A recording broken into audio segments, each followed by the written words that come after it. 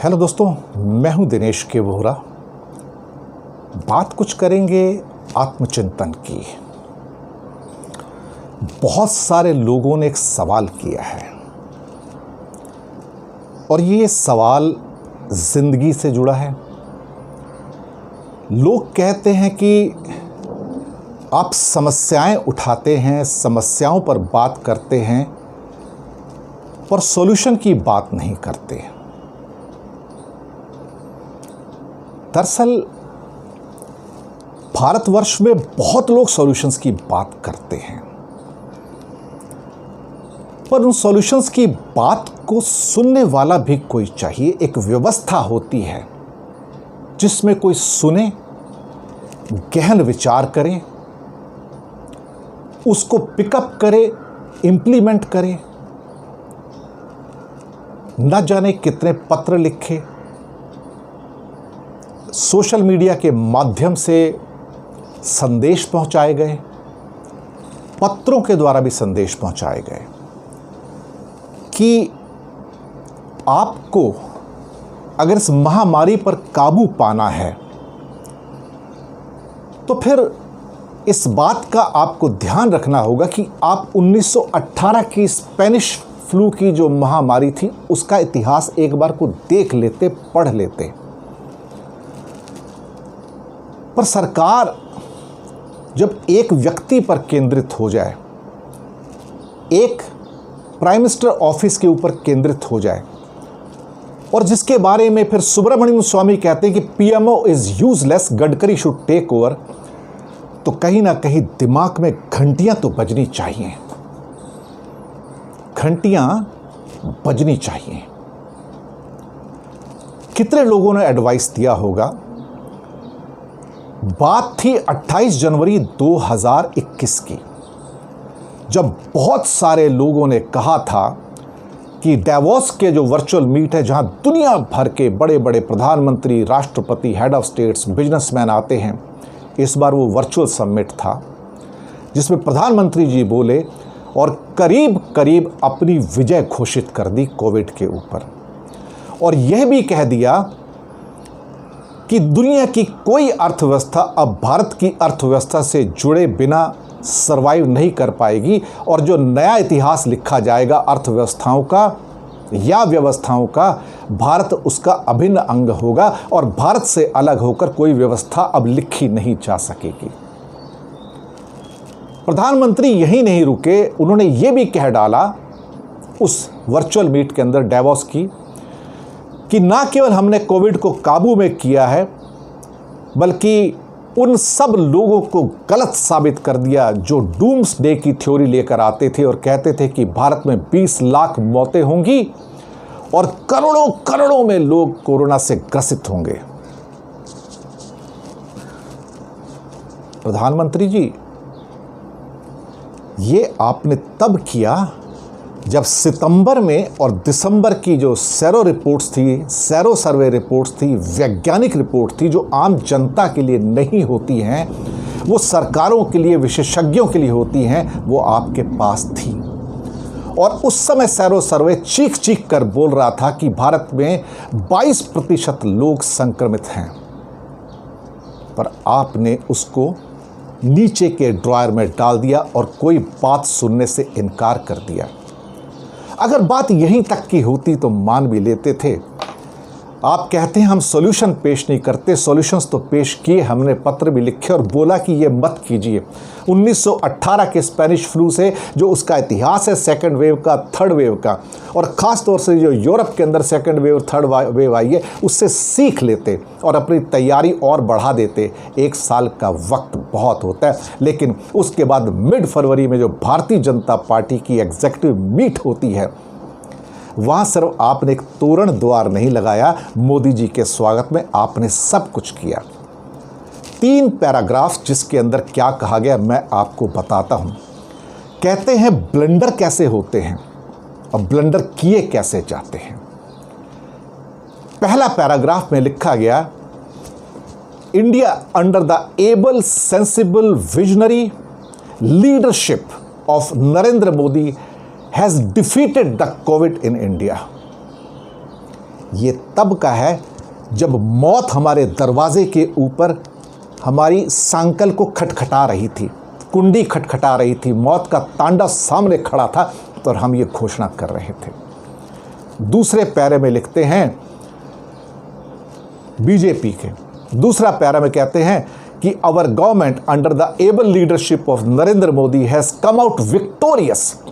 पहले पैरा में word use किया गया डिफीटेड, दूसरे पैरे में यूज़ किया गया विक्टोरियस, और तीसरे पैरे में वो सब कुछ कह दिया जो शायद नहीं कहना चाहिए था, कि India is heading towards a total Triumph, एक पूर्ण जीत की ओर से, पूर्ण विक्ट्री की ओर से हम आगे बढ़ रहे हैं, और जहां पर हम पूरी दुनिया के लिए एक सबक लेके आए हैं कि आप यानी कि America, Britain, France, Germany, Japan संसाधन युक्त होते हुए भी सब कुछ होते आप नहीं कर पाए, लेकिन मोदी जी ने वो कारनामा कर दिखाया जिसको आप सोच भी नहीं पाए।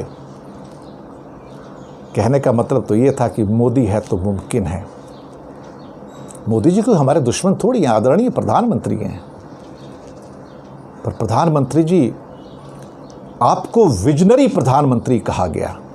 भारतीय जनता पार्टी ने कहा कि विजनरी का मतलब होता है जिसके पास दूरदृष्टि हो। कमाल की बात है, जो 2 हफ्तों के बाद होने वाला था आपके दरवाजे के ऊपर, उसे आप नहीं देख पाए।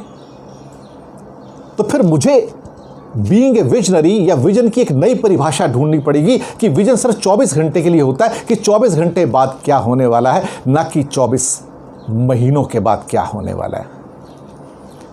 बीजेपी का विजन का जो स्टेटमेंट है, जो परिभाषा है, वो नई परिभाषा है। इनका विजन 24 घंटे तक शायद सीमित है, उसके आगे नहीं है। ये लोग 1 हफ्ते बाद जो होने जा रहा था, जो मौत का तांडव होने जा रहा था, जो मौत का दानव दरवाजे पर नृत्य कर रहा था, उसे आप देख नहीं पाए। इसे आप विजन कहते हैं, इसे आप विजनरी लीडरशिप कहते हैं, तो कहते रहिए। दुनिया की परिभाषा में ये विजन नहीं है।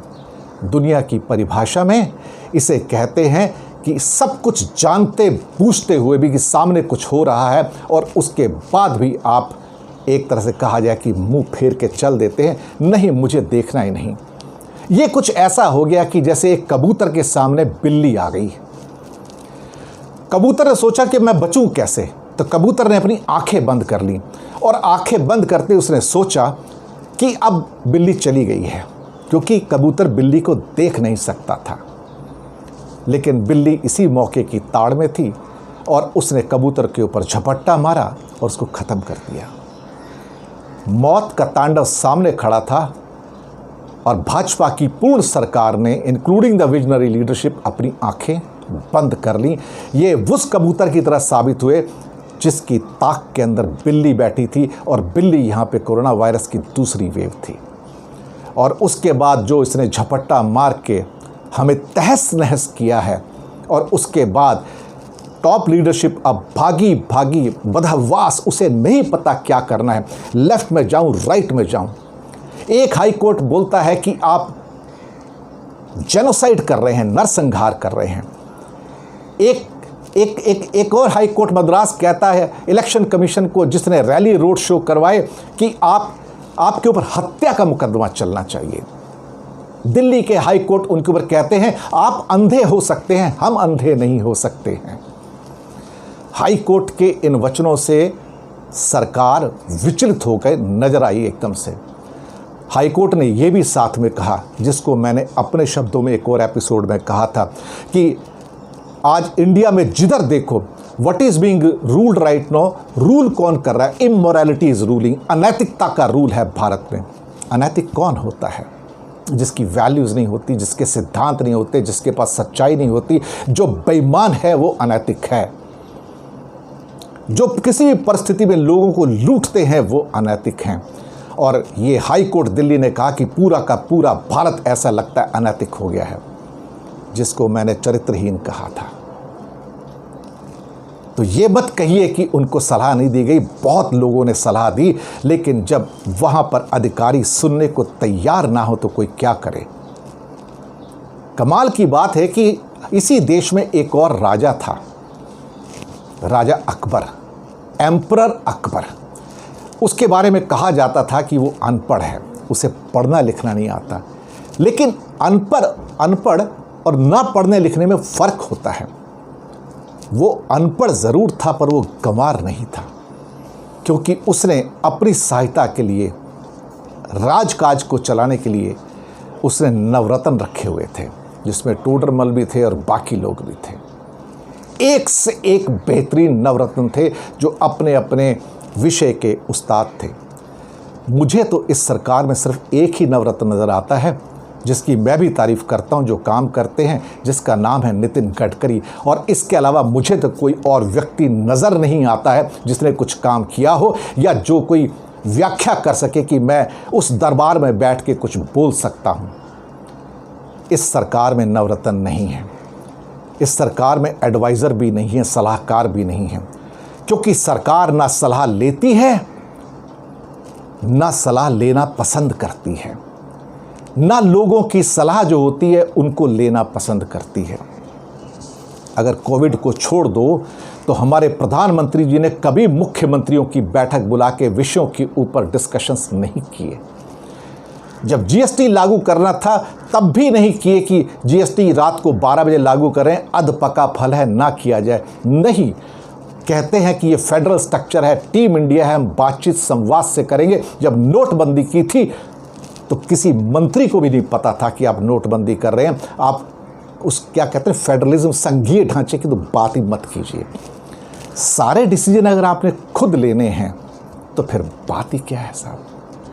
आज हालात क्या हैं हिंदुस्तान के? हालात ये हैं, इस कदर हो चुके हैं कि आप नौकरी की बात छोड़िए, वेजेस के डाउन होने की बात छोड़ दीजिए, आज आप यहां पर गरीबी और अमीरी की बात छोड़ दीजिए। इस सरकार की एक उपलब्धि है जो आपसे चीख चीख कर कहती है आप जिंदा तो हैं। अगर आप जिंदा हैं तो यही मोदी सरकार की उपलब्धि है कि आप अभी हमसे बात कर पा रहे हैं। कौन सी नौकरी, कैसी नौकरी, कौन सी अर्थव्यवस्था, कौन सी गरीबी, ये सब बेकार की बातें हैं। आप जिंदा हैं, यही हमारी अचीवमेंट है। सोचिए अगर मोदी जी नहीं होते तो आप जिंदा भी नहीं होते। जो देश रोज 4000 मौतों को डिक्लेयर करता हो और 20,000 मौतों को कंसील कर जाता हो, छुपा जाता हो, उस देश का यारो क्या कहना।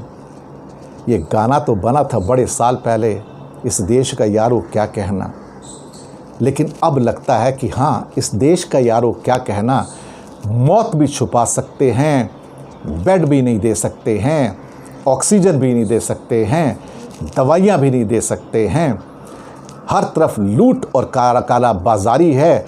और ऐसे में अगर आप जिंदा हैं तो यही आपका अचीवमेंट है, यही आपकी प्राप्ति है, यही आपकी ज़िंदगी की सबसे बड़ी दौलत है कि आप जिंदा हैं। वरना कोई और होता प्रधानमंत्री तो आप जिंदा भी ना होते थे। जब देश इस सीमा तक पहुंच जाए जहां पर सरकारें आपको इस बात का एहसास दिला दें कि अभी आप जिंदा हो, ये इस बात का प्रमाण है कि मोदी सरकार काम करती है, तो फिर प्रणाम है आपको। न जाने कितने लोग आए यहाँ पर और कितने चले गए। चंद्रगुप्त भी आए, विक्रमादित्य भी आए। एक चंद्रगुप्त विक्रमादित्य थे, उससे पहले भी एक चंद्रगुप्त थे। समुद्रगुप्त भी आए, अशोका द ग्रेट भी आया, हर्षवर्धन भी आए, पृथ्वीराज चौहान भी आए, गुलाम वंश के खिलजी के जो लोग थे, तुगलक्स थे, लोधीस थे, वो भी आए, मुगल भी आए, ब्रिटिश भी आए।